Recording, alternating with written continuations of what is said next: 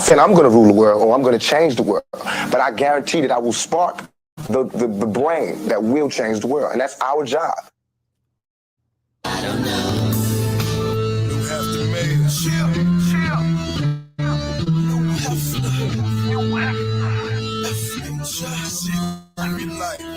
What up, DMV? Something in the Water Music Festival is now in DC, baby. We getting money. Fucking bitches, whole time, rapping DC, whole time. We getting money, whole time, fucking bitches, whole time, rapping DC, whole time. Whole time, doing this, whole time, whole time, doing this, whole time, doing this, whole time. Bring it back, whole time, doing this, whole time. Back, girls! Like a Tribe Called Quest. You say the whole thing. Welcome to a part named Kickback. As Cat Williams so eloquently just stated, it's like a Tribe Called Quest. You say the whole thing. Also known as the Black CNN, and the revolution will be televised. I'm no Brace New, the righteous ratchet. If you throw it, I'll catch it. If you got it, I'll match it. Every Monday. We right back at it. I am the Black Savage, the Magneto of my people. What up, y'all? It's your girl, Melanie Dion, also known as I Am So Mellow, the Queen of Creeps, the Breaker of Men, also known as the Conscious Creep, here for another week. Straight to the point, J. Lou, we here another week. J. Lou, what it do? She changed up her rhythm every week. I do. I knew a girl like that. It just made sex weird. It keeps you guessing. Keeps you on your toes. Yeah, but it ain't nothing when you him and she ha, when you this and she that, you up and she down. Well, up and down actually works if it's right. It's nothing like a girl that just really want to fuck you back, and every time you go in, she go in. It's like shout out to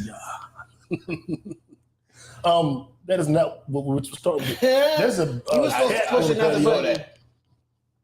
What was no one? Yeah, you said at the beginning of the episode. Oh, we played it. You started with it. We did? Mm-hmm. Oh, I didn't hear that was the very first thing before whole time. Oh, interesting. So that is our new introduction. I'm gonna play it again in case y'all missed it, just like Mill did. Must say, because clearly I missed it. So this is our mission statement for the podcast. We want to educate and entertain. We call it edutainment. And this statement right here by the late great Machiavelli says it all. I'm not saying I'm going to rule the world or I'm going to change the world, but I guarantee that I will spark the brain that will change the world, and that's our job. That's our job. Let's start with our sponsors. That's also part of our job to shout them out. You know, if you're in the state of Georgia, you need to come to me and J. Lou for all your insurance needs, home, auto, life, renters. If you like to get choked while you fucking in your neck, we got that too in the health package. It's called the No Brace New package. Oh my God. So get that, that's for that. Shout out to Mo's Marvelous Cleaning. Welcome back, Mo. She came in here and dog, I didn't realize, I knew it wasn't looking like it's supposed to look, but when she whitened them baseboards, everything got bright. I think even the camera it's like sunshine. That's because the baseboards are fucking white again. It's the sun reflecting off of the baseboards. Boom, okay. boom. And also shout out to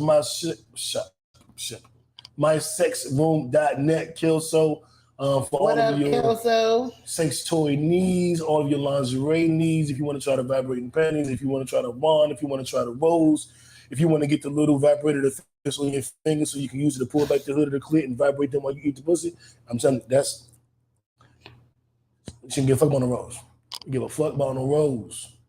I'm just telling you, how that Kelso, you get 10% off of all of these amazing products and features. You use the code Kickbackers. Wait, is that code? This is the code you got to use.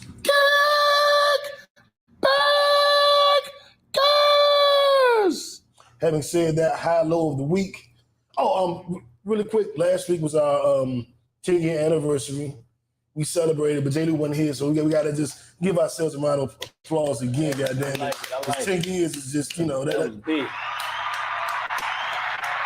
What we got there horns in? Okay, let's shoot somebody too. And shoot them too. We doing it all. Yeah, we running it. Man, 10 years is a long time to do anything. Started this show when I moved to Atlanta. A month after I moved to Atlanta, it was the week of my birthday. That's why my birthday and anniversary always seem to coincide. Our anniversary is actually April 18th. So usually whenever that episode, that's the anniversary episode. Internet TV, internet radio, Facebook, TV show, podcast. Yeah. And 10 years later, we're here. The show has gone through many iterations, but I gotta say this is our best move because of everything that we have here. We can talk about sports, even though we don't. We never get to. Yeah, we can. We do talk about it. It just don't be on the air. Right. Facts. Y'all need to just start recording that. Yeah. And we can talk about relationships and love in a way that I think a lot of people can't. Not because of the dynamic of two men and a woman, but because I think that in a lot of ways we view relationships from what will be traditionally a woman's angle. It's not male views it from what traditionally would be a male's angle. So we're not just, I'm over here and these are my thoughts, and I'm over here, these are my thoughts. We fluid pause. You know what I'm saying? Yeah. And then it's just a good show, man. And then the board. We got the roadcaster, all our sound effects and shit. You really think I be listening to you? He don't be listening to me.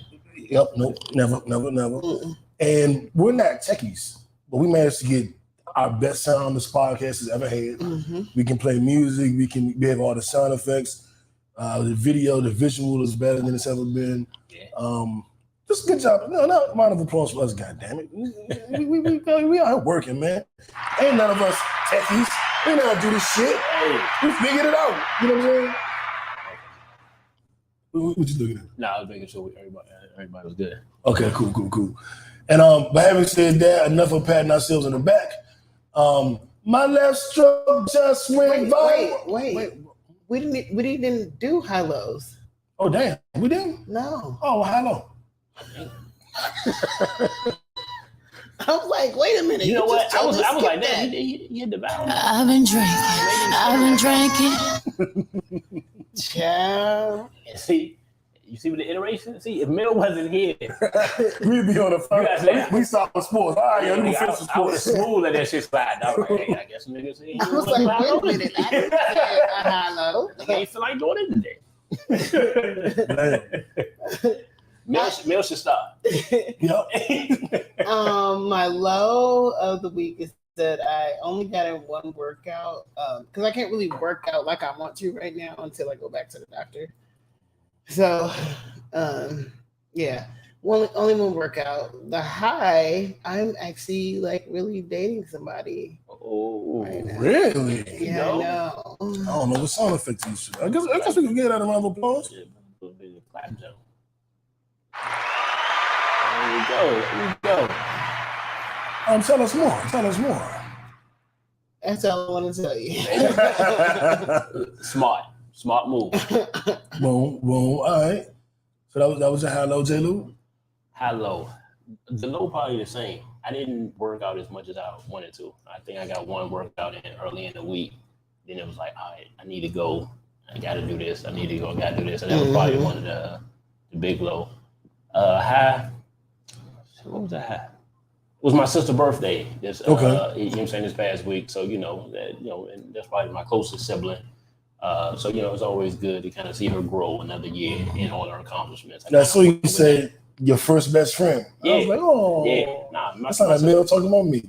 Exactly like that. Nah, yeah. So that was probably the one of the biggest things. Kind of seeing her accomplish things. It's funny though. Like certain people, like my sister and my nephew, when they certain accomplishments for them hit more than even my accomplishments. So that's how you know you really fuck with them. Yeah. Just be proud of them. Yeah. And love them on the journey. Love them on them. My high, I had a really good week sales wise. Okay. Like 10,000. Nice. Yeah, that's solid. I was like, okay, all right, let's go, nigga. Because for a minute I was like, did I lose it? Yeah, I remember you had that one big one, and you was like, slow, but now, you know, it's every other week. Basically. What's your goal for the next? What's your next goal? 40,000 for the month of May. Okay. There we go. What else? My low. I had a mild anxiety attack yesterday. Mm-hmm. Like I had a lot to do. I was kind of being pulled in a few different directions. And I just got overwhelmed and just slept till like noon. Like I was waking up and just like, I don't want to wake up. It was just like, I told you sometimes when I wake up, like it just be like, I call them the demons, but it's like, you're supposed to do this, you're supposed to do that. I'm like, leave me alone, dog. And I was like, I'm going to sleep. And I just slept almost my whole day away because I just didn't want to face the day. You know what I'm saying? Yeah. And that was kind of like my low, because I was supposed to do something. I was supposed to do a couple of things. And one thing I didn't do. I feel bad about it, but it just like literally every time I woke up. He was talking shit about you too. I bet. Oh, is it like your birthday all over again? Somebody cut her mic off. Cut her mic off. What happened there? Anyway, so that was my low of the week. Well, now, this is my new low, so not. But that was my low of the week. And of course, my hours of money.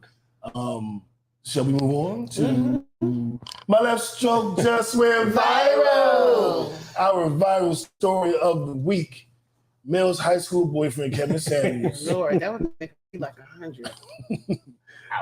Went on to say that if you're a woman over the age of 35, you are essentially a leftover woman. If you're an adjustable 6, which I think is a funny term, if you're an adjustable 6 or higher, there's no way you shouldn't have been married. I'm a leftover woman. This is my take on that. I get to a degree what he's saying. You gotta elaborate what he said. Tell him what he said. Continue. No, I mean that's more on you. I just saw this shit today. Oh, me too. Mel, you want to elaborate? Basically saying that if you were an adjustable, if you were an adjustable 6 or higher, you will be married. You are left over. You missed that initial crop of men choosing women. You didn't get chosen in that space. And now you're 35 or higher, and you expect to be able to get the high value man or whatever when you are an adjustable 6 or whatever the fuck, when you're a leftover woman essentially. Right. And that's an unrealistic expectation that you have. That's what I got from it. Mm-hmm. Okay. No, that's what he said. Why is everybody on Golden State light skin? I'm sorry. I think he doesn't take into consideration the Everybody's women, light skin. except Draymond, the women that don't want to get married. Gotta have a token. The women that chase their career, right? Didn't have time for marriage. And the women, now with the Me Too movement and women's rights and sexual liberation, women want their whole face and they want it to be last as long as they wanted to. So they may not even want men that wanted to get married. It also doesn't speak to the women who turned down proposals. I had 2, 3, 4, 5 niggas propose and never said yes. So it's a little presumptuous to say that any woman. We did say. I think most, he used some filtered word, most or something, qualifying word, excuse me. But I just think it's an unfair characterization. I do understand when a woman gets to a certain age, you start to wonder why she's not married. I think they do the same thing with men. Right. Same thing. But the only thing I'll say, and I know a lot of women out there, that's right, no, you tell them. There's another part to this. I do think that if you aren't in a serious relationship or there is a chance something is wrong with you. There is a chance you aren't emotionally mature. Okay. What I've noticed in women, what I've started to see is a lack of emotional intelligence and accountability. Like I was listening to See the Thing Is, and they was talking about how men, fuck did you say? Basically saying men were doing things like women, and the men complaining when the women did it, but they still do it. I can't remember exactly what it was. I played the clip for you.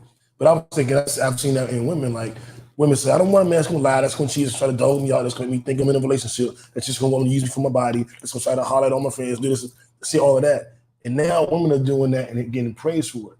Right. Like, and that's what I'm saying. Men are doing things that women used to do, that like being assertive. If a man's assertive, he's a man. A woman's assertive, she's a bitch. Right. And stuff like that. I'm like, well, I see the same thing playing out with women acting like taking on the characteristics of the men that hurt them and being praised for that. She a boss bitch. Yeah, fuck nigga, hot girl, summer. Yeah. That's the same shit that young niggas used to say. Right. You true. So it's like, it's a catch-22. And I think if you're in that category, then they find a little validity to what he's saying. But what about all the other women, all those other circumstances I spoke on? Right. You know, it's not a across the board thing. Right. I feel like the term leftover is disrespectful in itself. And I feel like that term he used was to attention grab. That's the first point. The second point I would say is, I think now, especially in our community, is like the worst time for like relationships. Especially when you look at social media. Like all you see is confrontation. You don't see nobody teaching or learning from each other. Like it used to be like, hey, you know what? I can learn from this person. Now it's like, okay, it's just two people arguing on each side, not listening to the other side. And I think that's the biggest issue in our community with relationships, period. It's truth in all of this shit. And I think, you know what I'm saying, that's the hard truth, is that maybe some of what he's saying is some truth. And then maybe a whole bunch of it might be some bullshit too. It's just like, how do we decipher the two? You know what I'm saying? So I think that's my biggest thing. And you know, I guess what he was saying, I don't look at it too deep, because, and I don't think most women should, because most women don't fall into the category of the woman that he's speaking about, and they building up his platform because of that. I definitely don't listen to anything. So I'm like, that's what it is. Like it's you know, it's truth in all of it. But like, look, the term leftover is bullshit. Like you should never use that type of term. You know what I'm saying? Like nobody's leftover. And then talk about, you know, something wrong with somebody. It's something wrong with everybody. Something wrong with Kevin Samuels. This nigga's like in his 50s and he's not married. Yeah. So who the fuck are you marrying, Kevin? Because I guarantee you she's gonna be over 35. And there's something wrong with everybody. Like we all have our own issues. And it's like we live life to, you know, to get, you know what I'm saying, to be better. So I'm like, what do you mean? Like it's nobody gonna be perfect. And then he telling people to accept certain shit. Like, nigga, I never tell my daughter to accept certain shit. I never tell my sister to accept certain shit. And if he would tell his to do that, something a little wrong with you. I mean, there's definitely something wrong with him. Yeah. So he was like, you know, it's just like the worst time of community. Like if you look on social media, it's like that's the hot buttons. Like niggas saying crazy shit, women talking about niggas, and I'm like, I'm gonna show you my just fuck each other. My memories. Boom. I'm gonna show you my memories. I've been saying this for years now, and something must have happened in the month of April over the last couple of years. Because in my story, in my memory, you know, so the flashback. All my flashback posts are like, I'm tired of getting on social media and seeing all the men say women ain't shit, and all the women say men ain't shit. So I'm tired of seeing women say all niggas in Atlanta want to do is fucking and act the ass. And I'm tired of men saying all the women in Atlanta want to do is fucking get money. And it's like, dog, if you're saying I want love, but all I find is men that just want pussy, and you're saying I want love, but all I do is find women that just want money, why don't y'all two date? Like, what in the fuck is going on? Post like that. It's my post. Yeah, I made like 5 of them. It was like I was talking to some shit. Yeah, I was talking to Lauren that day, and she was saying something similar, and I was like, I've been saying this shit on Facebook for fucking years. And the very next day, one of my memories came up, and I texted to her. It was like, yeah, 4 years ago I was saying this shit, and that's how I really feel. I've just seen men and women battle each other, and it's like I have a post that was up maybe this week, it might be today, that was like, can we just start over? Like, let's just call peace. Let's call a truce. Because it's too much. We gotta worry about what we putting into our systems too, though. Like now I start following like Black relationship type shit, Black love page, Black, you know what I'm saying, like that. You know what I'm saying, certain shit. Because it's like you get in that space when it's always bullshit. It's like it's inevitable for you to motherfucking feel it. Like, no, yeah, you know what I'm saying. Like, you know what I'm saying. It's like it's like, all right, now I gotta pick a team. Exactly. Like, nigga, I love the sisters. I ain't trying to fight. Whenever like I just say listen to this, and then I'm sure they like, look, we love y'all. I wish y'all listen. I wish everybody shut the fuck up and listen. I agree. I usually unfollow people that's on that kind of shit. They go too far. Yeah, and then I'll see people like, oh my God, all the men are saying that they love Kevin Samuels. Like, no, my timeline. Like, who's on your timeline? Yeah, I mean, listen, and people say, so you unfollow everybody that doesn't agree with you. No, I unfollow stupid people. Yeah, you know what I'm saying? I'm not following these idiots. If you want to talk on all women ain't shit, I'm I don't want to hear that shit. If you talking about all niggas and shit, I don't want to hear from you either. I've never been of the no. That's a lie. There was a point when I thought it wasn't nobody shit. You know what I'm saying? Okay. But it wasn't like necessarily specific to a gender. So when people have those kind of attitudes, it just I can't. I'm usually in the middle of it. Yeah. I get cussed off by both sides. The niggas who say women ain't shit cuss me off because I be defending women. The women that say niggas ain't shit cuss me off because I be defending niggas. So I'm never on. It normally mean you doing a good job though. Yeah, and they always feel like I'm on the other side. I could argue. I could be talking to a woman like you just like one of them fucking what's they call the people? Misogynist? The pro-black hoteps. The woman. Did you say the ASAPs?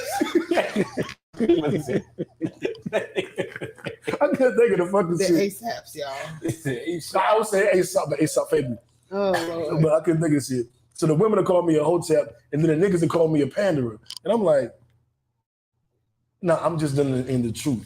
I don't believe all women are bad. I don't believe all men are bad. I just deal in the truth. I don't have no agenda. I ain't trying to prove that bitches ain't shit. I ain't trying to prove that niggas rule the world. I'm just trying to prove that with better communication around expectation and better communication around when the expectation changes, you have a greater chance for a prosperous relationship. That's what I'm trying to do. Give me a round of applause. There you go. Damn.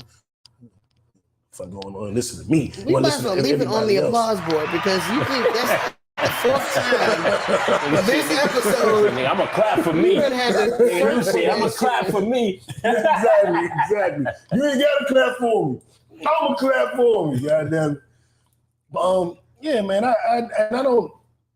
Just get it. It was cool when it first started because it was like, all right, you know what I'm saying? Some of the men is feeling like their side is being heard. So I understood that perspective. It was like, damn, this shit's overkill. Yeah. It's like, come on, now y'all niggas gotta relax. And you put so much out there, you block what you got coming to you. Like if I complain about how bad women is, why the fuck would a good woman come to me? Exactly. If I complain about how fucked up niggas are, how niggas ain't shit, all niggas do this. Why? I'm attracting niggas who ain't always gonna do shit like why? You know what I'm saying? That's what it is. The universe listens. There you go. And it can't differentiate if you're saying in the good context or bad context. It just knows you said it. Yeah. So you say men ain't shit. It doesn't know if you want ain't shit men or you don't want them. Yeah. It just knows you're thinking about men ain't shit. Yeah. So it's gonna bring you that. If you say all women lie, there's no if you want a liar or you don't want a liar. It just knows you associate lying to women, so it's gonna give you a lying woman. I don't mean lying on her back with her mouth open so you can fuck her face. I mean lying like don't give me no mic. Just don't give me no mic, man. Did you look at this or that? That's what it is, nigga. Nigga, you happy as shit about this or that. Oh yeah, I did. I wasn't this shit last night. Like, yeah. We gonna do this on this. We gonna do this on the the update what I'm gonna talk about tomorrow. This so you can get with that. You can get with this, or you can get with that. I think it's this. Come on. She's back. All right, so this is that of this week. Centered around the Orgasm Gap. There's a show on Netflix called The Principles of Pleasure. Episode 1 focuses on the female orgasm and some of the myths surrounding it and some of the facts surrounding it. And some of the disrespect around, put some respect on the clit. Y'all gonna put some respect on the clit. Is you finished or is you done? Did she orgasm or did she come? That's what I want to know. All right, goddamn it. But the orgasm gap essentially is 95% of heterosexual men have an orgasm during sex. 86% of lesbian women have an orgasm during sex. 60% of heterosexual women have an orgasm during sex. And the bulk of those are clitoral. Oh, it's only 3 episodes? Damn. Okay. I think it's 3 now. Okay. They're doing a weekly? I don't know. I just found it yesterday. Okay. No idea. You watch all 3 of them? Nah, it's more than 3. It is more than 3. I don't know what you're looking at. Remember the preview thing? I think I saw like 6. But what would you call it? No, it's only 3. Okay. Is that it? Period? Yeah, it looks like it because they all dropped on the same day. And they came out in March, so that's it. Oh shit! Well, yeah. Oh, yeah. Short series type. I'll do episode 69. I got 69. Don't worry about it. I'll do that. So the motherfucking Orgasm Gap. I have, we all know, listen to this podcast for the last 10 years that I have an orgasm fetish. You have vaginal orgasm. For real? Some people might not know. Man, They may no not know. You know what I'm saying? You got some new listeners.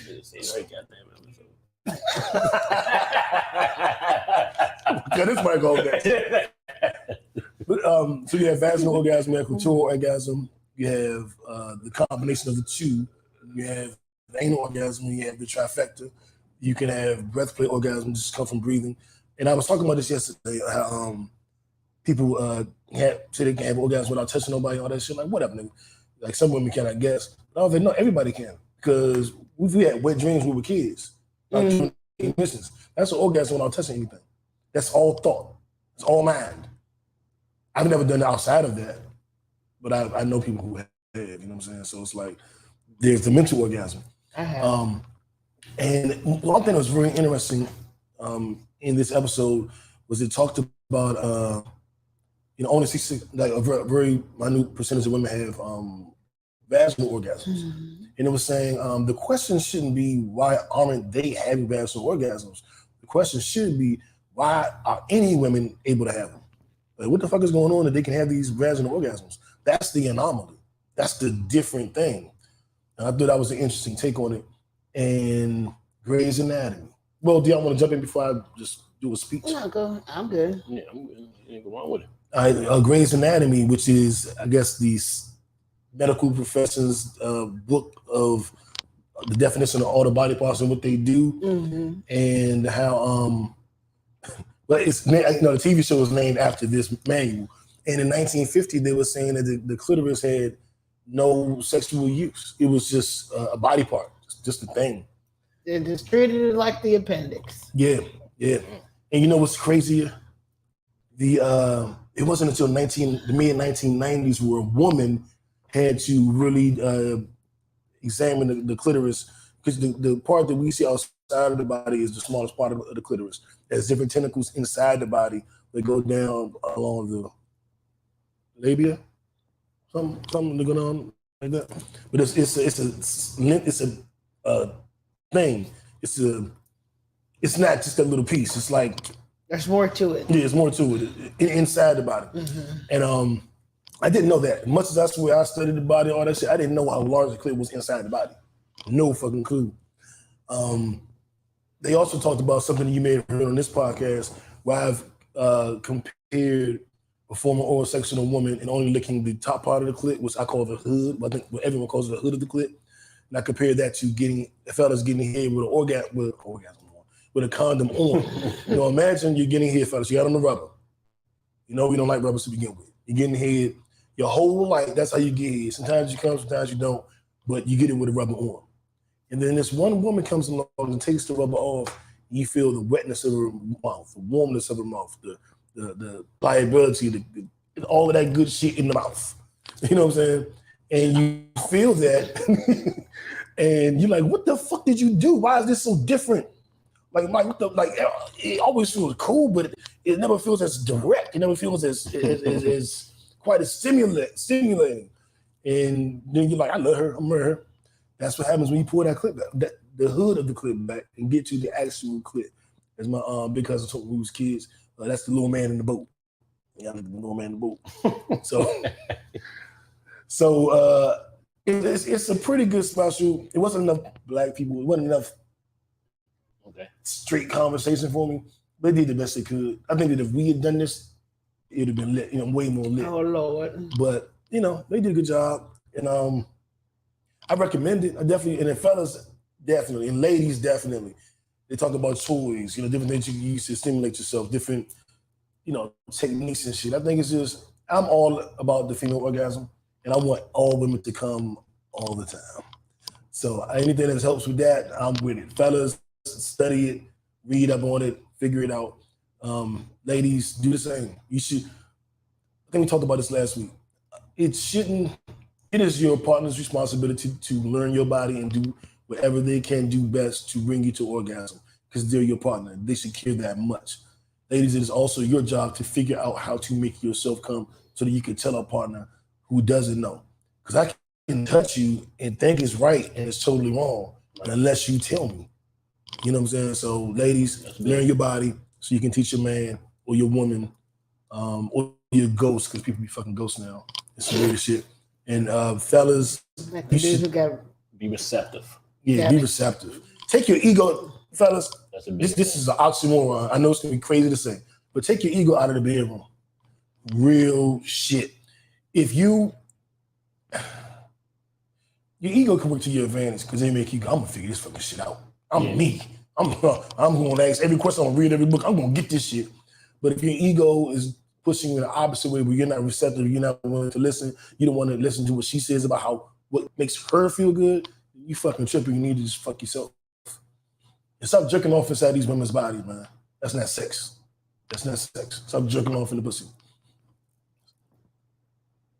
You know, the special, did it just kind of elaborate on everything, or did it kind of give tips? How like, expound upon it? Was it just expressing, like, this is a big issue, or was it kind of like answering the question that you spoke about? It was explaining what the issue was, explaining the history behind it, and it spoke to solutions, but it didn't really speak to tips.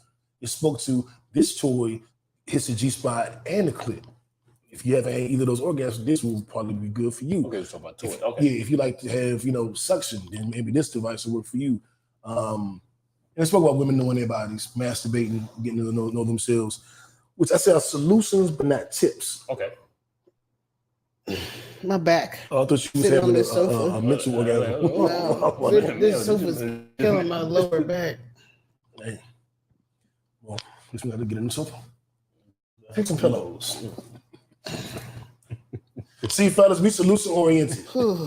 Because I was dying over here. I'm about to lay down. But it's on Netflix. It's called The Principles of Pleasure. There's another show on Netflix as well, something to do with principles or pleasures or something. But that's when they go on these workshops and like they lay you down on the table and they're like rubbing their hands, like not touching the woman's body for real, but like just I like that hovering shit. over it, Mm-hmm. and the woman is feeling shit, and then they go right to the clit, and they just like doing like this, and then circles and shit, and the woman just like just coming and shit, and then the one husband was on to his wife, and it was working, like and the lady instructor was like, hold on a second. Like, stop screaming.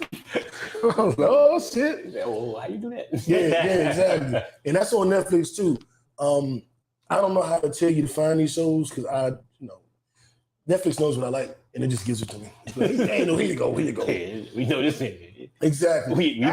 We've listened to the pod. I probably, well, Mel, you're the lady of the podcast. Tell us what you think about this because we're doing a whole lot of talking about the female body. We both not female. Well, we're talking about what they said for real. Yeah, but no, I agree because like I definitely have very strong, or is it strong and I don't want to say more frequent, but like when I have sex with women, I generally have an orgasm. But having sex with men, most of the time I don't. But with my current partner, he definitely makes sure that I come. This nigga be wearing me out. That's a good thing. That's a good thing. And that's why she's dating.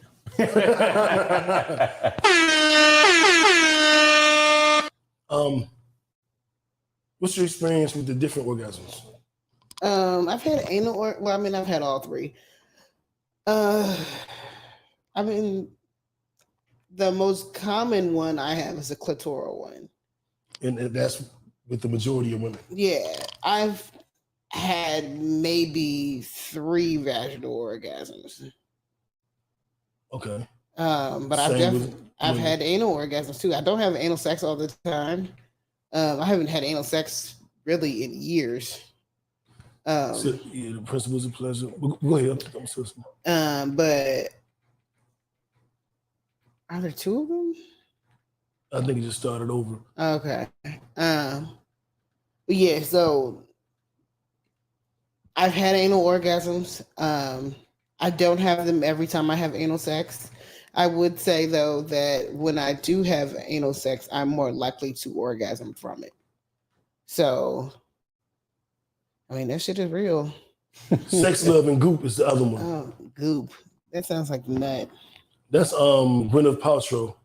And I think this might be this Black episode. couple. Yeah, but this is a whole nother show. Okay.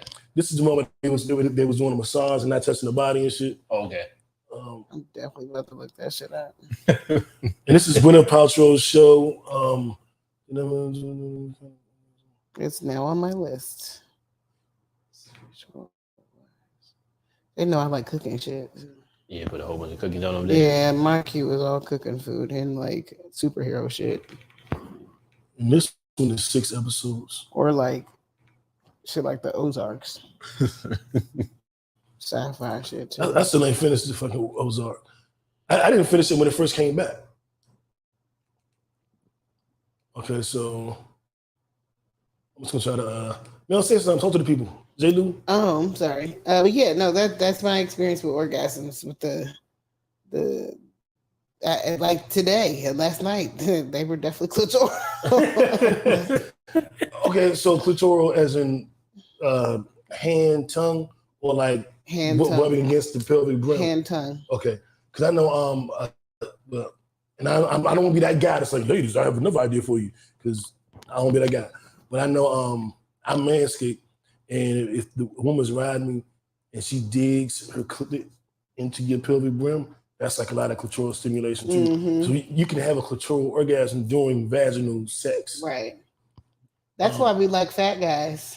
Yeah, you like a fat guy, it's like just enough belly fat right there to like rub up against your clit. So you can like be riding them and that shit feel good. Do it all. Yeah, man. A couple. Fat niggas be where it's at sometimes. She gonna make this nigga cry. But she actually touching him on this exercise. She wasn't initially, yeah. So she's holding him while he crying.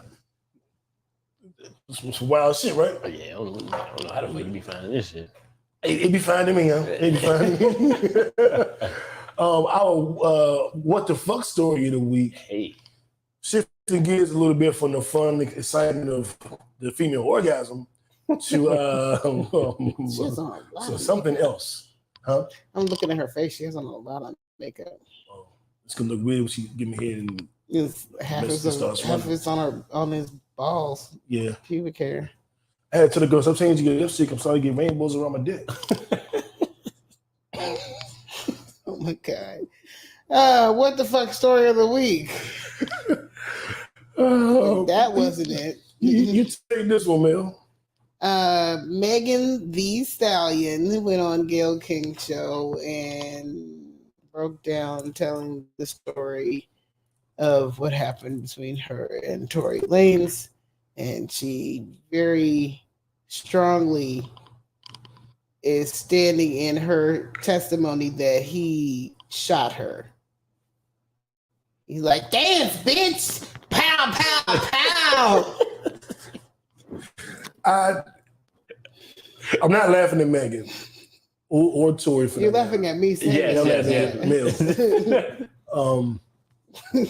This story gets wilder and wilder. There's so many holes in it on both of their sides. Tory has a gag order, so he can't really say much. He just kind of drops hints. Wasn't he like arrested and then he paid the bond or something? Yeah. It was a violation because he made a song that alluded to the case. Mm-hmm. He has a gag order, so he was arrested for that. And he's like, but she can go on all the fucking talk shows and talk about it. I'm supposed to be quiet and not say shit. Like, what the fuck is that? And that's a valid point. But he's insisting he didn't shoot her. She's insisting he did. And they're both doubling down right now. So somebody's a big fucking liar. I mean, somebody's a big fucking liar. Because at some point you could go, well, where the tapes at? Yeah, where the footage? I need to see the iCloud. There's definitely cameras out there. There's a camera that caught this whole fucking shooting. Where the tapes at? Somebody release the tapes because we tired. Release the flutes, Guru. I'm looking real extra snacky thickums on this couch right now. I'm gonna stop letting you see yourself. Mel spend more time looking at herself than she do doing the damn podcast. Yeah, hold on. Look like. I mean, if you was fine as me, you would be too.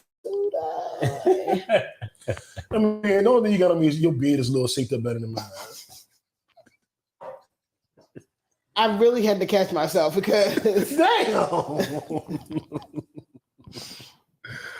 Oh man. I don't know, man. I kind of don't even like the fact she went on Gayle King. I'm like, who the fuck? Like, nah, I said, what the fuck is wrong with Gayle King? I don't even like her for real. All we could do was just send positive energy to everybody involved and just see what happens. Yeah. Because it's going to look bad for somebody. I'm told, or the truth will never come out and only they know. Because there's no way that nobody can like this shit is weird as shit. Because normally somebody would have told by now. You know what I'm saying? Somebody would the third party would have came out and spoke, you know what I'm saying, spoke the other side. His security ain't saying nothing. You know what I'm saying? Her ex-best friend and the driver. Yeah, neither one of them is saying nothing. So like it's weird. The only thing I didn't like is Tory was found guilty in the public opinion a long time ago. So that kind of hurt him. And you know, so that's my only thing. It's like, look, she getting some backlash now. Yeah, and that's what I'm saying. Now she gets some backlash. So my whole thing is like, and she could be telling the 100% truth. And so in that case, she wouldn't need no backlash. My whole thing, look, man, let it play out and go from there. Because at this point, this shit is weird. Nobody knows what it is. Nobody telling the truth. You know, it sounds honest in certain ways on both of their sides. So you don't know which side to kind of, you know, just jump to. But this shit is weird. And then she said she never fucked Tory. So I'm like, all right, what the hell going on? And that ain't sound right when it came in the interview. I'm like, I thought that was a foregone conclusion. You know what I'm saying? Right. You know what I'm saying? Because he's saying that the drama was because he fucked both of them. Yeah, he was releasing text messages and said it was about this and she did it. I'm like, man, y'all niggas getting too messy. I'm like, y'all too rich for this shit. Okay. Yeah. I'm like, y'all it's 2 years ago. Yeah, I'm like, y'all entirely too rich for this shit. It's been that long now? Yeah. We've been saying for two years, we're going to wait and see what happens. Not going to place judgment. And now I'm judging everybody now. Yeah. I blame Chelsea, the girl that was in the car. It was all her fault. You like, fuck it. It's my fault. Shit. Because damn. Something, yeah. I'm like, I stopped listening to Tory Lanez for like a year and a half behind this shit. And that's what I'm saying. Like, I'm like, and now people is like really going at Megan. I'm like, and I think that's the only reason she spoke on Gayle King, because everybody like, all right, now it's some, you know, now somebody's a Juicy Smollett in this situation. Yeah, definitely. We need to get to the bottom of this. Where is Lady Whistledown? Y'all don't know who that is. Come on, Harry Potter. The only thing I would add is whatever the fucking sentence is that Tory would get. The newspaper chick. The only thing that I would say is the sentence that Tory, if he chat her, he should get a fucking crazy sentence. My only issue is if she lied, she should get the same fucking sentence. That's the only issue that that I had with these type of situations is if the dude, like even with the Chris Brown situation we talked about weeks ago, like I can guarantee you if he was found guilty and he had the messages, that nigga would have been in that bit for like 5, 10, 15 years. Or shit, Amber Heard and fucking Johnny Depp. Yeah, there we go. Her dumbass recorded the shit and it's incriminating her. There we go. We jumped it in on. Yeah, like how I segued that. Yeah, so let's move on. As of right now, I don't know what happened, so I'm gonna stick beside him. Beside who?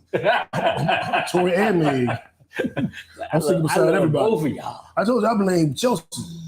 That's who I ain't fucking with. Goddamn Chelsea.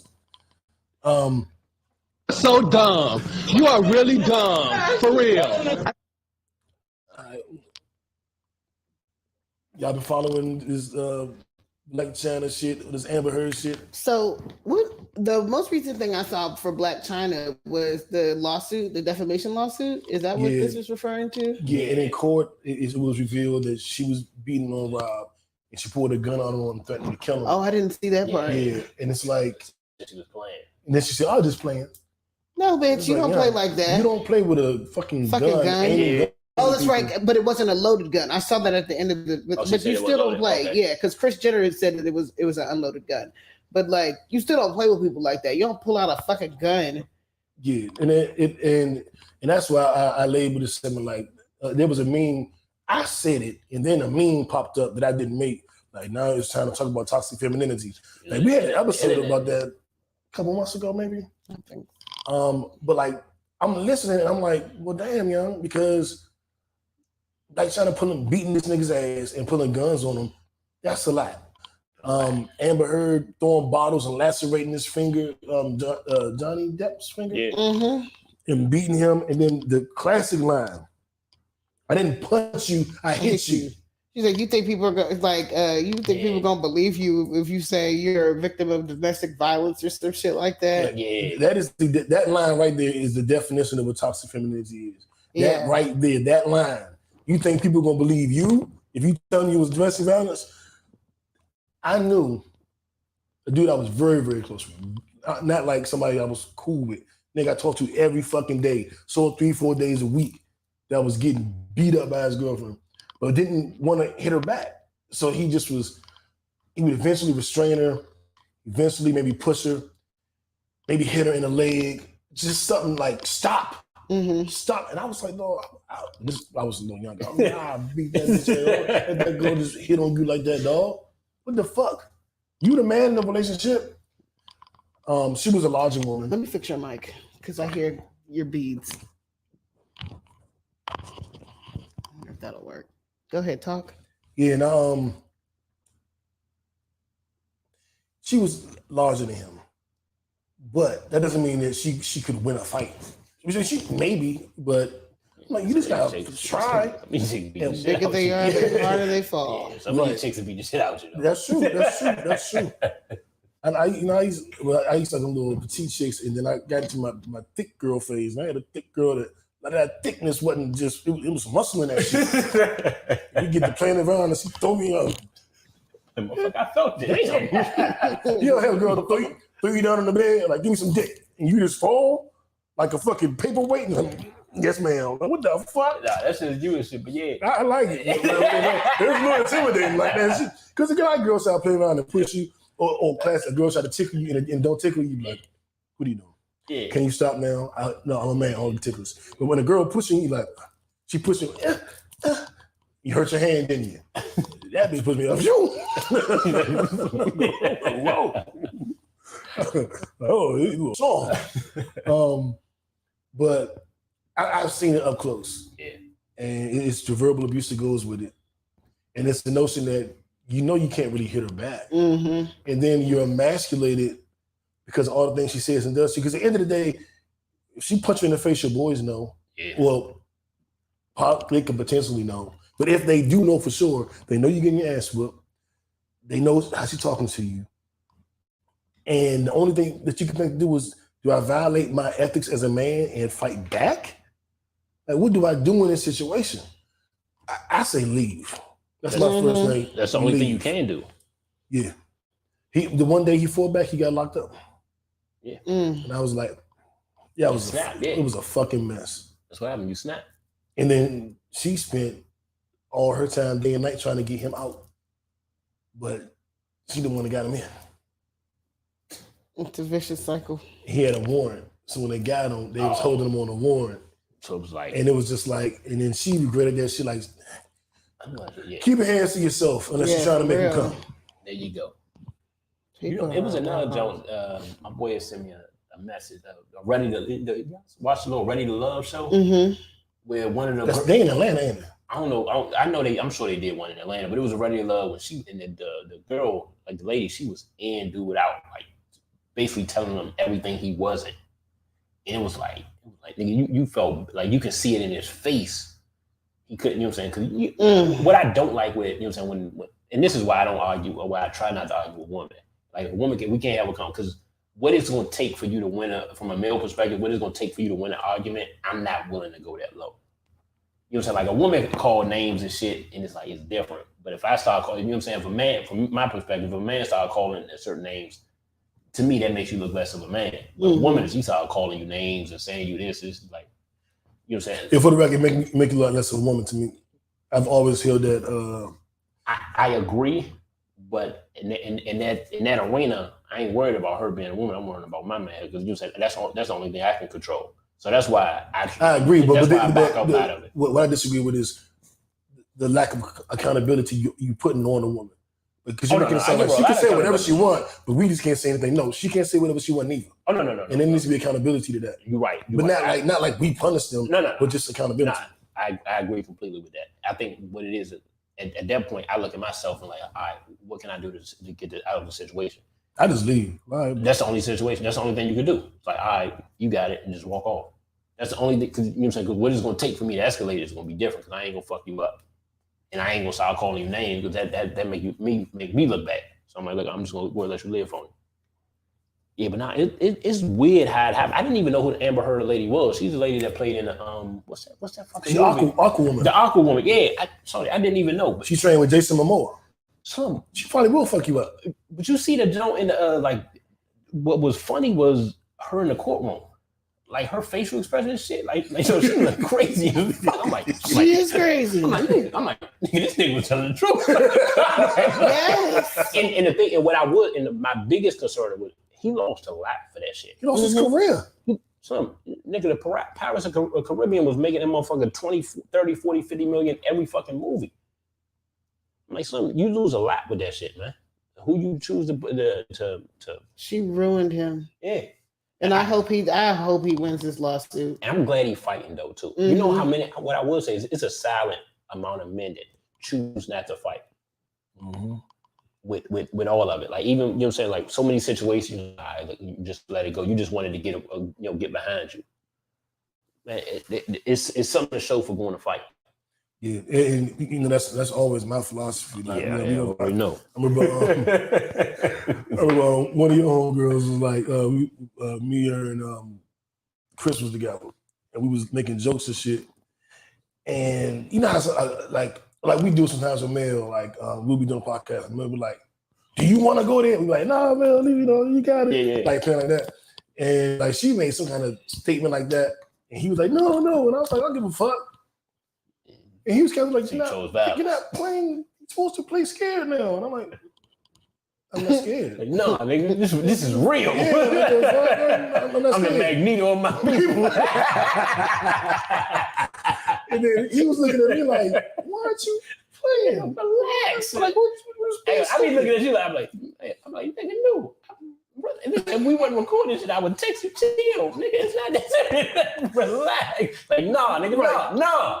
Right. I will not accept it. I'll be standing on business, man. But the funny thing is, she was like, "New doesn't play like that. He's never scared of us. It's just that's new. Like that." And then that same person told me, like, I be talking to my male friends like in the worst ways. Like I just be and I don't know why we doing. I just be shitting on these niggas. They just be letting me. It's like, because I think most of her male friends actually liked her, wanted to date her. Yeah. They got friends on. So she just be jumping them, just like, it's like, they're saying fucked up shit to them, smart ass comments. And I'm always like, why do women do that? That's why I get heated. Like, you're not gonna play with me. You do that shit to niggas that like you. You know? No, it's a sign of immaturity. Yeah, I can't stand that shit. I think that's the type of woman that Kevin Samuels be talking about. All right. So next up we have it's something I'm supposed to tell y'all. Yeah. That I didn't tell y'all this. I'm gonna tell you now. I'm gonna tell you live on the podcast. So this is an interesting story. We can call this Tales from I don't know. New. I don't fucking know. Knowledge from New. Nigga, you know. Tales from the Nile. Nigga, he know. Yeah. Dating Chronicles. No, we're gonna call this segment. This is why it's so fucking hard to fall in love. Oh Lord. Yeah. So y'all know I met the chick Scoville. Mm-hmm. The bad Scoville. Okay. And we've been rapping and shit. And just figuring things out, trying to see, what's what. Mm-hmm. But it's Ramadan, so I've been kind of, not really on that kind of time during the holy month or whatever. So cool, whatever. So one day, now we haven't been on a date yet. Okay. So one day she just texted me like, "How much money do you make a year?" But I think I mentioned that part. Okay. I'm like, "Wow, what? Should I answer that? Is that like none of your business? Is it that apparently my mic. All right, cool. So I'm kind of like, is that none of your business? Like none of her business, or is it a fair question because you kind of want to know what you're dealing with, what you're walking into? Right. So is it fair? Or was it too early? I took it to Facebook, and majority of Facebook was like, yeah, that's too early. If she asked me before date one, that's a little early, son. When she could just ask you what you do for a living and Google it and figure the shit out, that's in 2 minutes. She doesn't really have to ask you that. And I kept that in mind. She could find out how much I make or ballpark figure. But why is she choosing to ask? I look at the intention behind anything. So I know I Googled what she does and how much she makes. She could have done the same thing with me. She asked me. That flag, red flag 1. So we had a conversation about a roundabout what I make, a roundabout, roundabout type thing. And she said something, she couldn't gauge my interest level because most men at this point would have been buying her groceries and stuff. I thought, what? They would buy you groceries? So how would they get them to you? We haven't had a date. They don't know. I don't know where you live. Like, so would I go to the store arbitrarily, buy things I think you would like, and then bring them to your job? Would I cash at you? Trying to figure out why you ain't asked her on a date yet. No, that's not what. That's not what's going on. No. Okay. Because we had an agreement for the month of Ramadan. Okay. So that was that. Okay. Then we get past all of that kind of weirdness and start having like real conversations. And I'm like, okay, now we're talking. Now I can decide whether or not I like you more than how you look. Now I'm getting some personality shit. Okay. So we had this great conversation. She was going to the house. The kids are there. The kids are familiar with who I am. Just because I met them all together. And then she was like, yeah, we're going to clean up, clean the house up, mom, kids. So be ready and getting up early in the morning. And Mr. Now, he's going to come and help us clean too. And I was like, okay. And then one of the girls like, no, tell them to cook because they heard I was, make some pretty good tacos, remember? So I was like, oh yeah, that'd be cool. And I was like, but shit, cleaning, I don't even clean my spot. I got Mo's marvelous cleaning shit. Like if I put me in charge of cleaning, it's gonna come out looking like, somebody didn't know what they was doing.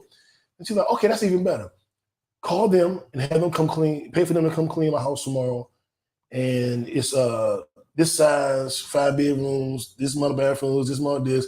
And I haven't done a deep cleaning in a while, so I need the real clean. Like they're gonna point me the extra person, might be 5-6 hours of detail, this. And if they can't handle that job, you can probably go on Groupon and get a coupon for another cleaning service and have them come. Just pay for them to come tomorrow. And then that's tomorrow. Sunday, come cook dinner for the kids. And then just let me know once you order it. Mm-hmm. And I was like, all right.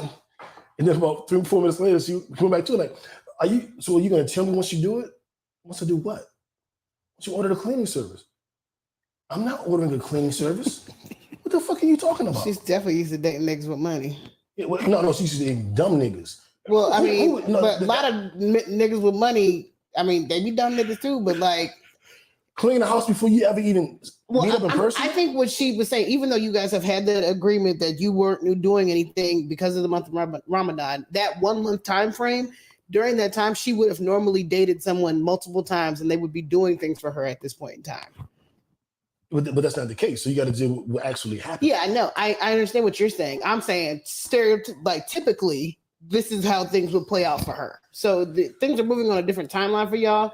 And yeah, she is like kind of trying you a little bit, but like she's used to niggas doing shit for her. And they do it willingly. I'm with you on niggas doing shit for her. I'm not with you on niggas with money. Because niggas with money ain't doing shit like that. It depends on what kind of money we're talking about. I'm not talking about like wealthy. I'm talking about like they got some change in their pocket. They can afford to spend some money on I don't know. Dumb shit.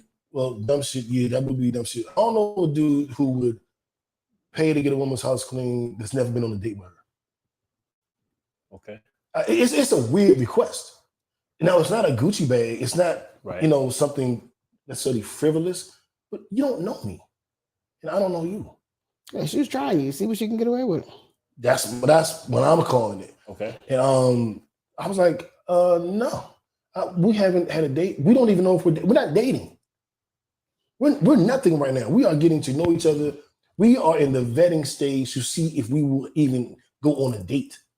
Like all I know is you bad. All you know is I got a very sexy voice. That's all we really know. You know what I'm saying? So it's like we just that night was a night I feel like I had a legit connection because she did some little shit and disappeared for a minute and all this and all that. So I was like, and like we've been talking consistently.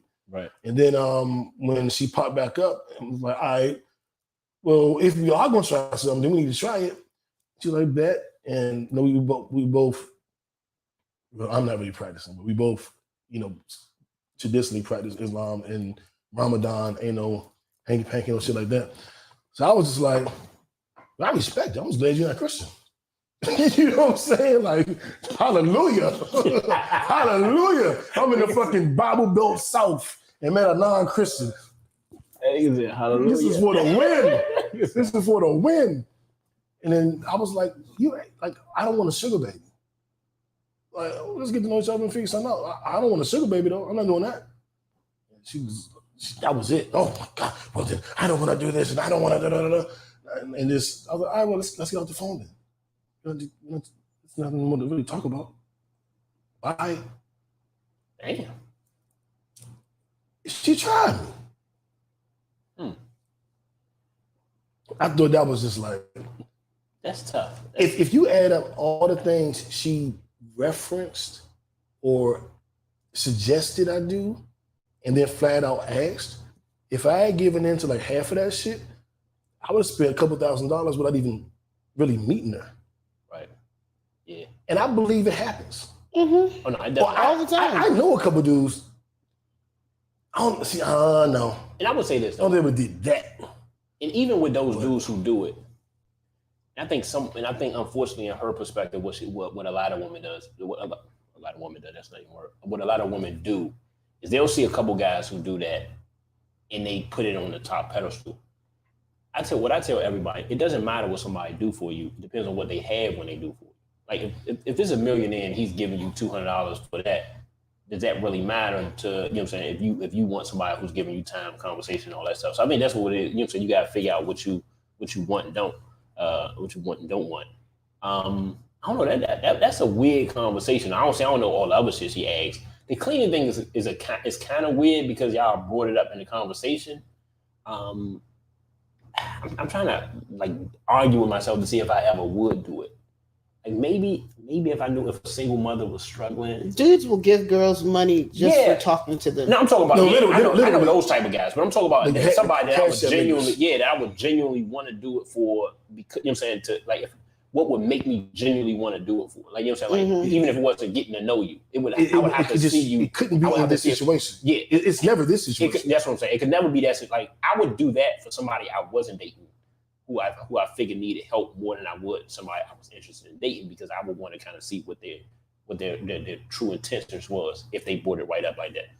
I give. It's just it's like when weird, women dating a man or you even know a nigga, and on the second conversation he asks you to send him a picture. It's like, what are you doing?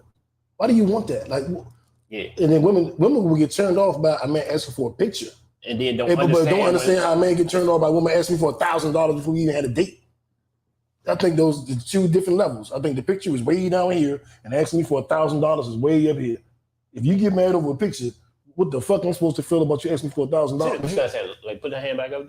Those women, that's the Kevin Samuels chicks. You're right. You full circle. He getting good at this podcast, man. He getting good, man. He getting good. Hey, that's what Kevin Samuels like. Look, if you want this guy, it ain't that many of them left. That's y'all. You gonna have to share a couple of those guys. Because there's only about 5 of the niggas doing that. But right, if you want to build a partnership, it's a little bit different. And I think that's what you gotta understand. I know niggas that trick like. But they trick for a certain amount of time. Right. You don't trick before an actual date. Yeah, the only thing I can see, like a nigga who just like, shorty bad, I'm already putting it out there. I'm gonna blow about 5,000 first month. Easy. That's how I'm going. I don't give a fuck. The only way it's gonna happen before the first date is like, look, I'm gonna go out tomorrow night. You know what I'm saying? I saw a dress I wanted you to wear. I want you to get your hair done. I done set it up. You know, Friday at 5, you got to be at the salon. I'm gonna pick you up from the mall at 9. And we going to dinner and dancing. That, you know, pay to get my house clean just seemed like what? It's not mutually beneficial. It's not even a romantic. It's just like it's domestic. It's like what? Like if she was like on the phone like complaining about like, you know, she got 3 kids. You know what I'm saying? She can't do this, can't do that. I would probably feel more compelled if I brought it up to do it in that realm, if it was then a different realm, like, hey, most people normally do this. I'm like, oh, that's what's up. Go find them niggas. Why they ain't work out then? Right. If you was that bad, they still be with you. Go back and say sorry to that nigga then. Yeah. I think that should work. I think you should get that nigga a second chance. You could thank OnlyFans for people making money off of niggas tricking for no reason. You about to segue? If Bhad Babie could do it. hey, Mel kind of good at this too. Segue shit, man. You used to be really good at segues. Yeah. Okay, Bhad Babie, somebody who I'm not mad of, and she does get our Nipsey Hussle Award because she has reportedly proven that she has made $52 million in a 12-month period on Instagram. And goddamn it, man. OnlyFans. We OnlyFans. We got to clap it up for that. Now, I will say I was disturbed when I first heard about this because on the first day she signed up, her 18th birthday, she had made like $3 million that day. She made $1 million in 6 hours. Yeah. And I was like, it's some nasty, filthy creeps out here. This chick ain't been 18 for 6 hours yet. I guarantee you there were grown men on there paying for that. There was some. A girl on Facebook, I'll say, enlightened me. And she said, well, actually, she runs like a teenage page. Yeah. And there's a bunch of kids on there, and they're doing kid shit. Pedos. You know, teenage kid shit. And she doesn't do anything naked. She doesn't do anything risque. It's not, her OnlyFans isn't that. And I was like, oh, because I know some chicks with OnlyFans pages, and some of them have naked and chilling, and some of them sucking and fucking. So I didn't know what to think of hers. And now that I know it's just like some teenage cool kid shit, I'm not mad at it. I'm sure there are some dirty old men on there that was hoping to see some shit. Waiting for a nip slip. Yeah. But I mean, round of applause for her. I'm just relieved it isn't a sexual page. Right. Yeah. I'm just happy. I just knew it was gonna be sexual. Me too. That's why when I was like, who signed up? Because there are some women like I do want their OnlyFans. I'm not going to do it, but I'm telling you, I want it. I want it. I have an OnlyFans that I don't use. Oh, I'm a savage. Whatever I want, I'm going to get. Whatever I want, I have to get. Dab of Kaya, I am getting you OnlyFans. I have to get. But I'm just happy it's not that. But I will tell you this, man. Being on Twitter and scrolling up and down and seeing the girls in the OnlyFans and then the OnlyFans clips. You know how we do a clip of the pod on Instagram? They do a clip of the porn. And it's like, you can name like any little bad chick that you see in a music video. Like, man, Shorty bad as shit in the Jay-Z video. Man, Shorty bad as shit in that T.I. video. It's her sucking dick. And you're like, oh. I've thought about this, but I've never seen it before. I've definitely imagined. So, no. It's like, that's why you were in that T.I. video. Yeah, exactly. It's like, God, like, some of these chicks, I just be like, but it's too much porn for free. Yeah. It's just too much porn for free. Speaking of free porn, inbox me if you want the link. Not to my page. I don't have a porn page, but I got a link to a fire-ass Pornhub page, and that shit. You think that's better than the Xavier Thick little streams? Depending on what you want. I would say they're totally different. Okay, so the one that was the got the one you talking about. Well, I only sent you that one video. I didn't send you the whole link to the page. There's way more. Send me the whole link. Because there's for you freaks that's talking about orgasms, there's a dude Xavier Thick who all of his videos are women coming. It's all centralized the female orgasm. And of course, you know, so I'm like, this is my site. But moving on, we gave it up for Bhad Babie. We done told you what porn pages to go to. Hit up Mail for the other one. And I Netflix and chill, man. I really have it on Moon Knight. I mean, I don't know what else anybody else is watching, but Moon Knight is the latest Marvel show on Disney Plus. And I wasn't too familiar with the character, but the plot line is so detailed. There's so many layers. It is a show that can trick you. You can think, oh, okay, this makes sense. I get it. No, it was really that? oh shit, wait, it wasn't that either. It was this. Oh, Yeah, yo, there's a lot. It's if you can trick me on a show, if you can confuse me, if you can do the thing where you make me have to think watch one it. thing. Daily. The season finale is this week. Mm-hmm. So Also, we'll talk about it in detail next episode. yeah, and then Doctor Strange, Multiverse of Madness comes out this week. Comes out Thursday. I'm going to go see it on Thursday. I want to see it Thursday midnight. Me and Sam are going. I'm gonna have to crash that. J. Lou, what you doing tonight? You might have to crash. I don't know if I can do it this week. I mentioned it to the 5. Remember they saying nothing. Oh, we did say we went and saw Morbius in the 4K theater when the sheets be moving and the water's flashing. Oh, nigga, I know you ain't like that shit. None of us like that shit. We was like, dog. Everybody hated it. Everybody hated it. You came back. That shit made the low. It was a low of the week. Mel had to get you past that shit. Like, hey, nigga, it just went viral.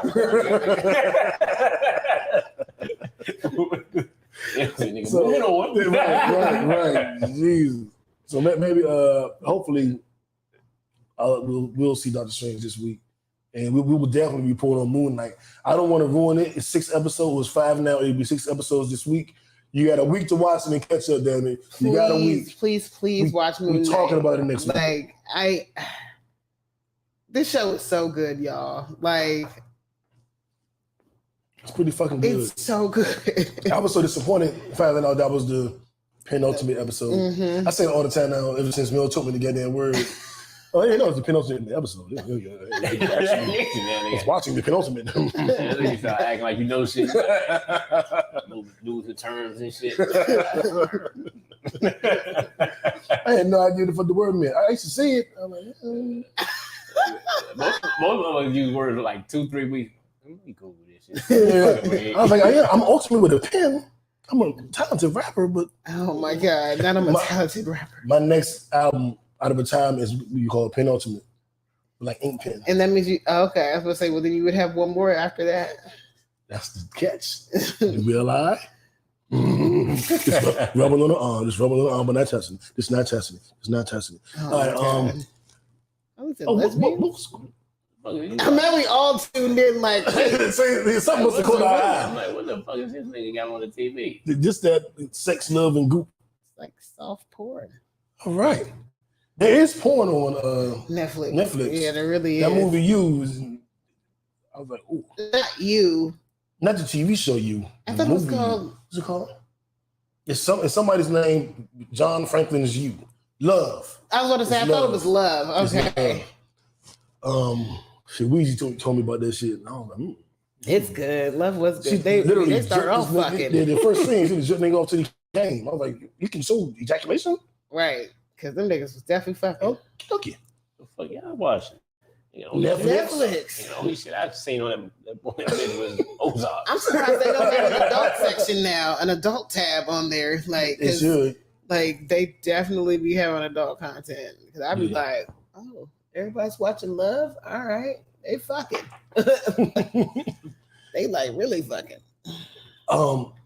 Speaking of people that be fucking, the toxic god, king of toxicity, Future is back with a new album called I Never Liked You, which I think is just playing right into the toxic shit. He said, you know what? Fuck it. Y'all gonna bring it up. I'm gonna go all the way there. All the way there. I like the album, man. I really like it. He has a track with Kanye that is fire. Kanye say, if we break up and I miss you, I'm gonna buy the house next door to you. I was like, this nigga's toxic. This nigga's toxic. And that's exactly what he did. He bought the house across the street. I live on it. it. Toxic. He has a song with Kodak Black, and I keep telling you, every time I look at an interview with him, I can't watch it. I will never watch a Kodak Black interview again. It'll ruin the music. He'll ruin his interviews ruin the music. But he killed that song. He got 2 tracks with Drake. He got one joint with Drake and Tim's. Little yeah,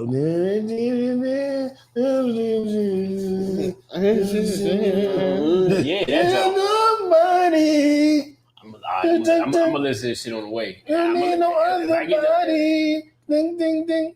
The song that everybody put in their vacation videos. Little Afrobeats jump. It's an Everybody Vacation video.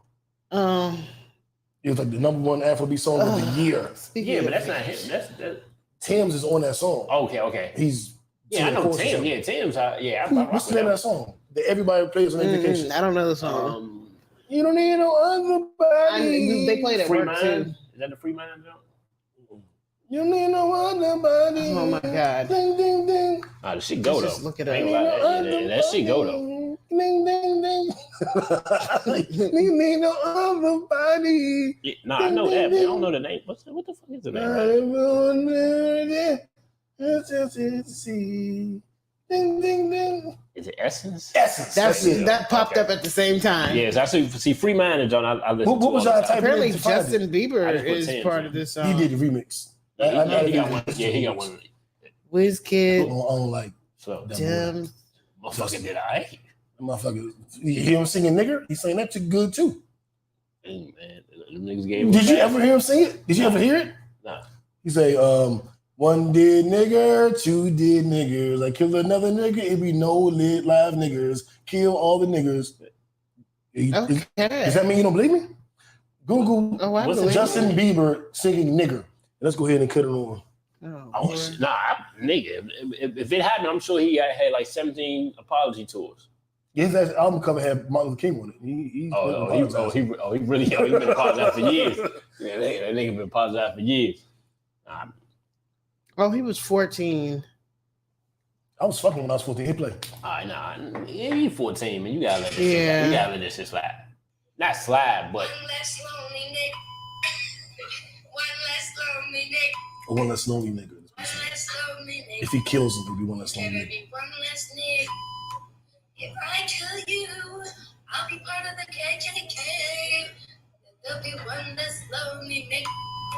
There'll be one less lonely nigga. Man, that's what I'm saying. I'm just saying. Yeah, I feel you. That's. I would punch the person who was recording him before I punch him. They back there laughing and shit. Yeah, but you know what's weird? He's on Usher's record label. He is. That's exactly what went through my mind. So that's why I say I would punch the person who recorded that. He's 14 in that video. Like he looked 10. Yeah. It's not good either way, but it's just like you were 14. Yeah. Like, I mean, everybody wants the grace to grow, the grace and the space to grow. But whenever I hear his name, I remember I saw that shit. He live in Sandy Springs. I'm about to go to his house. Have a talk with him. You know, it's too far from here. You ain't still singing, is you? Right. You know, I feel a little lonely. Wanna make it one less? He be like, I'm gonna shoot your ass. It'll be one less lonely nigga. And that's where I'm the baby between me and him. I'm the baby. The baby. He like, you came to my house. I got guns and security. True. One less lonely nigga. PJ Morton has a song with Nas and Stevie Wonder. Damn. I don't know who that is. R&B singer. He's written some of your favorite R&B songs for all the people. Summer Walker, SZA. He's written for everybody. His album just came out.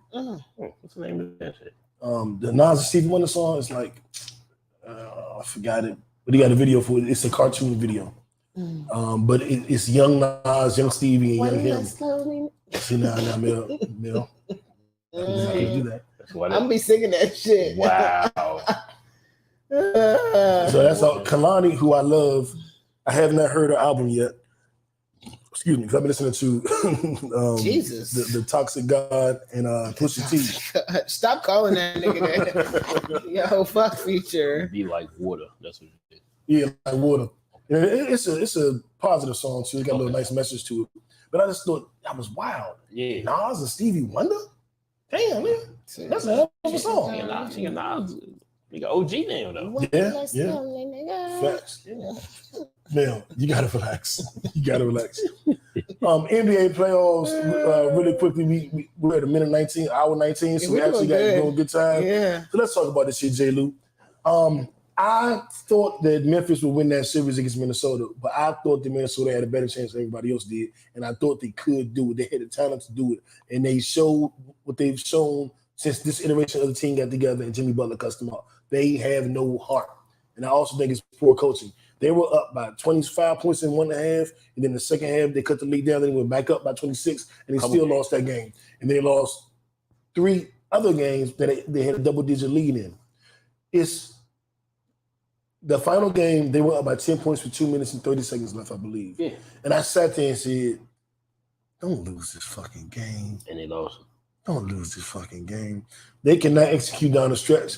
That is poor coaching. I put a lot on D-Lo, not getting people involved, not being a floor general, getting people where they need to be, and a lot of it on just cracking. Yeah. Just not having that heart, that intestinal fortitude. I saw them like bucking at people all year and Karl Anthony Towns, yelling at LeBron James during the regular season, and they seem to have some heart. I was like, okay. And now it's starting to feel more like false bravado. Like, I think when it really Bhad Babie gave him a lot of that too. Yeah, you know he did, so he did it. Yeah, I think a lot of it was coaching. Like you don't lose a 25-point lead, and you don't call as a coach you don't call at least 2 or 3 timeouts in the first half and second half of the same game. I think you shouldn't have timeouts. You shouldn't have timeouts left if that's the case. And you say obviously Karl Anthony Towns, he can say he was hit or miss every other game, but a lot of that comes down to guard play. D-Lo was not consistent, and he was a number like people kill Cat, but he was a top.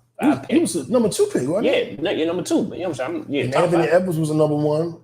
Anthony Edwards a lot of talent. Anthony Edwards ball. D-Lo the one didn't show up.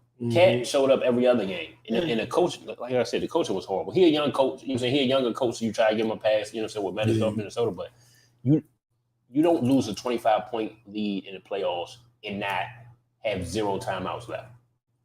I agree. There's no way you don't look, fuck it, timeout. I'm gonna call my play. You know what I'm saying? Like, look, you can't do it. You too young. Call my play. These are the next 3 plays y'all gonna run. Like, it's just bad how badly he coached during that game. Because Ja, you know what I'm saying? Like, I fuck with Ja, but Ja played bad.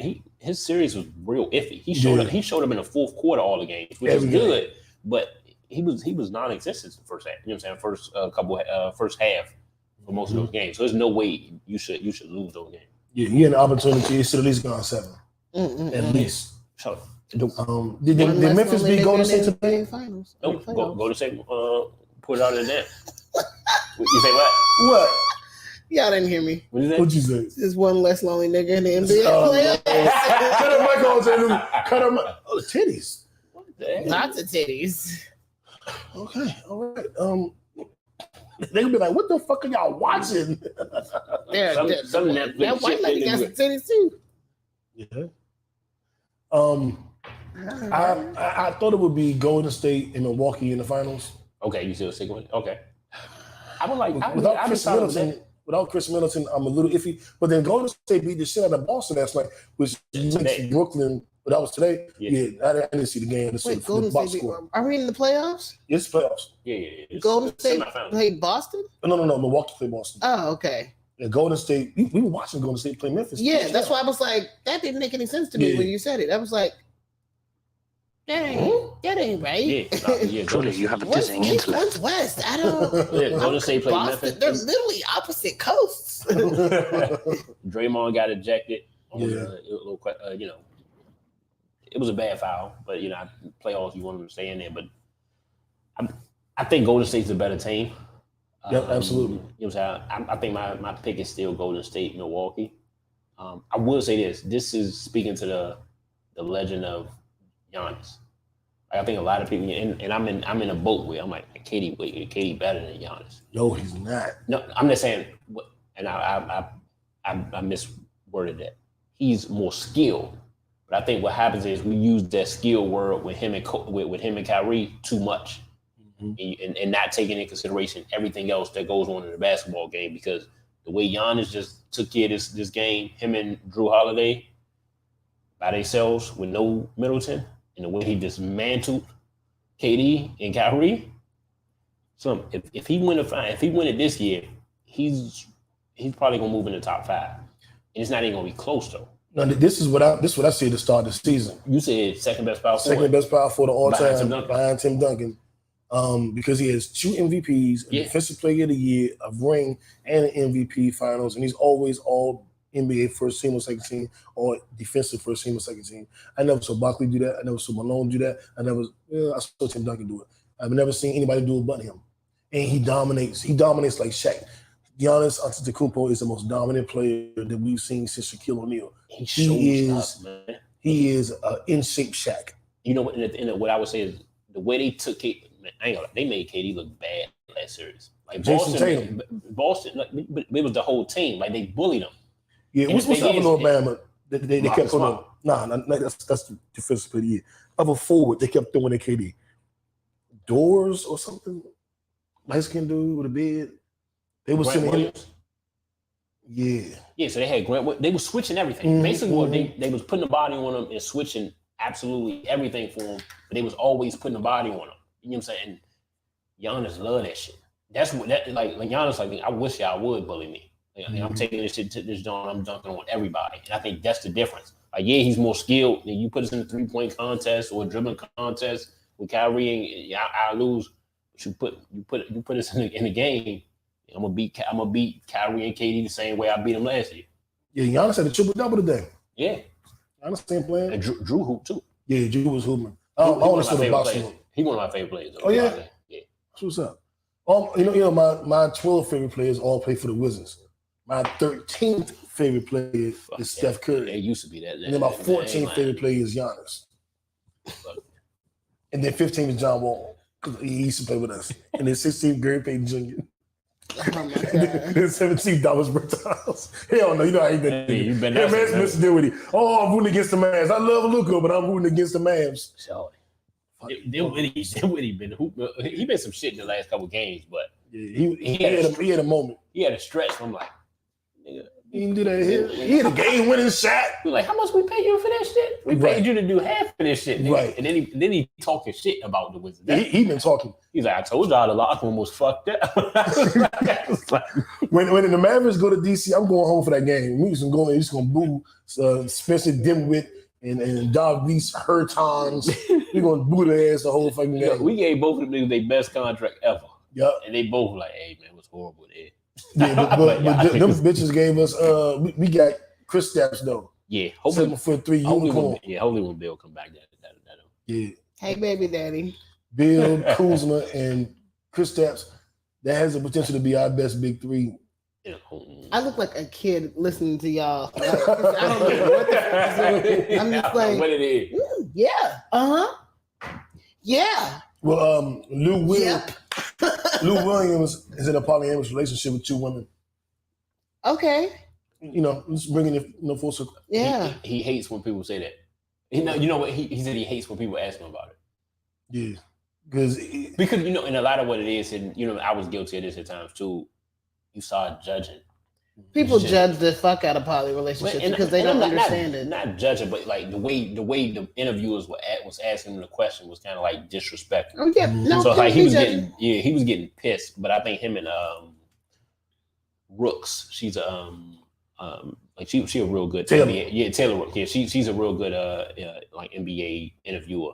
Like she got him to open up a little bit more. He was expressing. He's like, I hate when people ask me about it because you know what I'm saying. It's like they discount the woman I'm in a relationship with. And I like the way he saw that. And in the same way when Shaq was on a pivot, he spoke about how he fucked up with Shawnee. It's like, look, sometimes, you know what I'm saying, like it's okay to give, you know what I'm saying, like to build the woman up. You know what I'm saying? Especially when they deserve it. So like, look, fellas don't ever, you know what I'm saying, be weary of doing that. So I like that they did that shit. Agreed. If you can't build up the woman you with, then you're not with. So does he regret, like, does he like miss Shawnee? Does he like? He didn't say that. And she's about to be married. Yeah, she's about to be married to a pastor that I'll be honest, I listen to a lot. You know what I'm saying? Because I really like the pastor Keon. Joel Osteen? If it was I definitely don't fuck with him. But Keon, the way he speaks and preaches, I listen to a lot of his stuff. So I do, you know what I'm saying, get good information from him. But he just spoke about, I think what it was is Channing Crowder was asking him about, I think he was just trying to correlate like, hey, you know, you don't have a control over a wedding and if somebody don't want to be with you. And I think Shaq said, I'm not about to put nothing negative on Shawnee. I'm going to accept, like, look, I fucked up as a husband. Okay. I really didn't do what I was supposed to do. No, that was all me.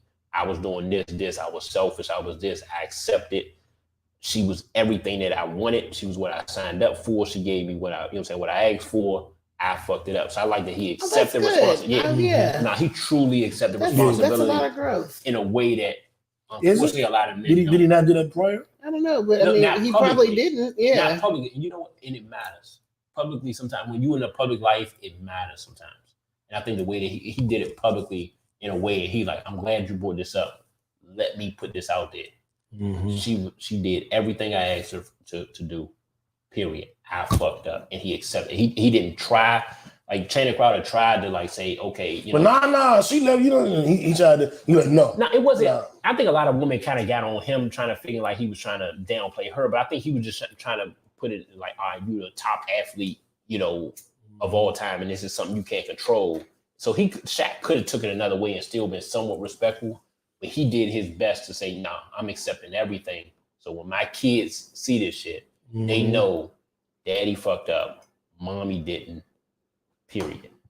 It was gangster. It was gangster. It ain't gonna be no karma, because a lot of times we karma that shit, you know what I'm saying? So you gotta add this, add that. But nah, nigga. But that's because a lot of times you talking about those women Kevin Samuels was talking about. Shawnee just not one of them. Facts. But don't be coming around thinking we can give Sierra that kind of grace. She said, whoa. Don't talk about Here we go. I fuck with CC. Shawnee again. That was good though. Over 35, getting married. I mean, it ain't the first time, but she getting married again. Yes. Boom. And a good brother. Yeah, man, he's a good brother, man. I'm gonna stick beside him. It's ridiculous. Man. Be cool, baby. But he is Christian. Oh shit. I'm not saying I'm gonna rule the world. So we have our prediction with Golden State and Milwaukee. We both feel that way. Yeah, so have a little trepidation because I thought they would both be a little healthier. I definitely thought Chris Middleton would be there, and I was hoping. He could be back. They say maybe game 3 or 4. Yeah, he gonna be back. That's. I mean, they beat him by 30 points, so maybe they have enough time to wait for him. No, I say that he's gonna be back. If Milwaukee beats the shit out of Boston, that's gonna look so bad on Brooklyn. Nah, that shit already look bad on Brooklyn. It's gonna be swept. There's no way you can look worse. I'm gonna be honest with you. Like it's no worse. It's no worse than swept. Well, swept by a team to get swept. It's gonna be like, what the fuck? If Milwaukee makes Boston look like some trash this whole series, it's gonna be like Brooklyn. What the? You couldn't get one game? I don't think Boston gets swept. I don't think Boston gets. They got too much talent. They play defense in a good level. The issue was Steve Nash was horrible at coaching. You gotta accept that. But a lot of it was like Kyrie and he coached them the way they wanted to be coached. All they want to do is fucking ISO ball. And the thing is, we give Kyrie a lot of flowers, and a lot of people, the woke community kind of like gravitate towards Kyrie. Like something. Let me tell you what I know about Kyrie. Yeah, so he ain't did shit till LeBron came. He even was in the lottery getting the number 1 pick every year. And you ain't lying. He ain't do a damn thing. He was a good dribbler. That's it. And like people, like Katie was bad that series. People don't look at how bad Kyrie was. Because he had that one big game. Game 1, he had a good game. So they dismissed it. So he was horrible. Yeah. So, and they were sending 2-3 people at KD. And nobody was there to help him out. A lot of people kind of blame it on the Ramadan too, though. He was saying he was sad. He had to eat he had to eat at whatever time it was and shit like that. I'm like, sorry, I don't know what it was. But we've seen Akeem Olajuwon win back-to-back championships during the month of Ramadan in the NBA Finals. So, because Ramadan is like Easter, it just switches. This is the first time I ever remember Ramadan being in April. Yeah. Same. Yeah, because I'm like, is Katie newly? No, Kyrie. Kyrie. Oh, is he? I don't even know if Kyrie is technically Muslim. I ain't gonna lie. The last 3 years, it's been a shift with Kyrie though. Like it's been a lot of different. Like remember the game and shit when he was walking around with sage. Yo, that dude's the funniest shit. He saged the boss in the ring. He was saging the ball. I said, you gotta relax. You gotta relax. I think they lost that game too. The sage ain't help. I said, saged all that energy up out of there. That's your man. Nah, I never fuck with Kyrie. I ain't never fuck with Kyrie. I don't give a fuck about Kyrie.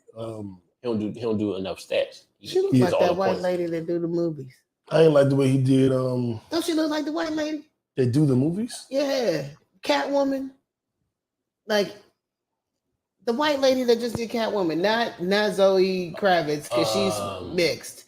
Her name's like Anne, something like that. Yeah, I know you talking about. Yeah, no, that's not her. Pass for it. No, I know it's not her. Yeah, but I believe in conspicuous consumption. Really? If you have it, flaunt it. Really? All right, so now we just playing around. We gave y'all enough episode. Follow our Patreon. Follow us on TikTok. We are now on TikTok at a pod named Kickback. We got a couple videos up there. You can see my birthday celebration. You can see Anne Hathaway. Oh yeah. Okay. We're follow us on all social media at a pod named Kickback. Except on Twitter, it's a pod named KB. On all social media platforms, I am No Breaks New, No Breaks in You. I am so mellow _ JWL Insurance. There you go. And what else we got? No, that's it, man. Good episode. We did good today. We did good because we really could have ended about 7-8 minutes ago. We just started talking. I let y'all do sports. I was like, we added sports. Man, we got sports in there. How about that? Good job, goddammit. We official now. We got sports in there, damn it. We do sports now. Politics, pop culture, sex, and sports. We haven't done politics in months. Ain't nothing going on politically. It's coming. Oh no, it's definitely shit going on because we didn't even. I don't think we shouted out Ketanji Brown. We did. Yeah. We did. Okay. Yeah, a couple times. And we talked about the Ukraine. She got it the same week I got it. Yeah, and we came back and followed it up with the Bishop McConnell and his comments about her. Yeah. Oh yeah. So that's it. But that's it. That's all we got. But you know what I'm saying? Midterms coming up. Yeah, midterms and the governor race. We did Ukraine. Abrams gonna be big, so that's gonna be good. Abrams. It'll come. Running for Georgia. Let's Raphael Warnock running for the Senate again. Let's do it. Let's get him in there for real. For Morehouse and Spelman. I'm just saying. AUC. AUC, the house. Man, we can go ahead and get him out of here. This is enough for that. The best of the best. Wait, how you just wait. What? Don't forget to follow. Oh, you already did that. You said all the shadows, the socials and stuff. Okay. You've been missing a lot of what we've been talking about. I'm high. Okay. I don't know who it is, but somebody got mail wide open up in this joke. I don't know what's going on. I'm high. And as always, every week, we're going to leave you with this. I'm not saying I'm going to rule the world or I'm going to change the world, but I guarantee that I will spark the brain that will change the world. And that's our job.